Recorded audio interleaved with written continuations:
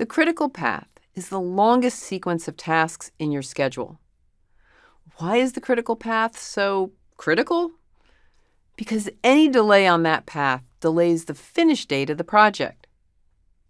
Just as important, if you can figure out how to shorten the critical path, you can shorten the project schedule. How do you tell which tasks are on the critical path? Simple.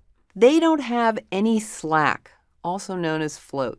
Just like a string with no slack, critical tasks can't move without affecting the project finish date. In this simple example, the system and training tasks occur one after the other with no slack. If any of these tasks are delayed, the project finish date moves later in time. On the other hand, if a task has slack, like the reports task here, it can start later without delaying the tasks that come after it. The reports task could delay by a few weeks before it delays the project finish.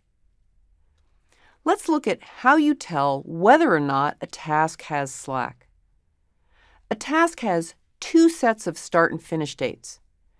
The early start and early finish are the earliest possible dates the task can start or finish based on its dependencies with other tasks.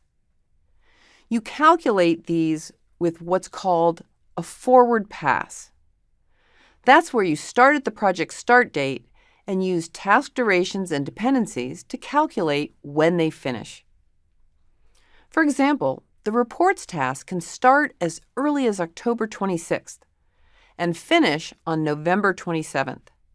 The late start and late finish are the latest possible dates without delaying tasks that follow. You calculate these dates by working backwards from the end of the project. You got it, the backward pass.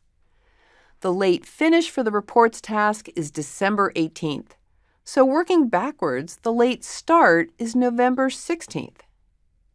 The task has several weeks of slack, so it isn't on the critical path.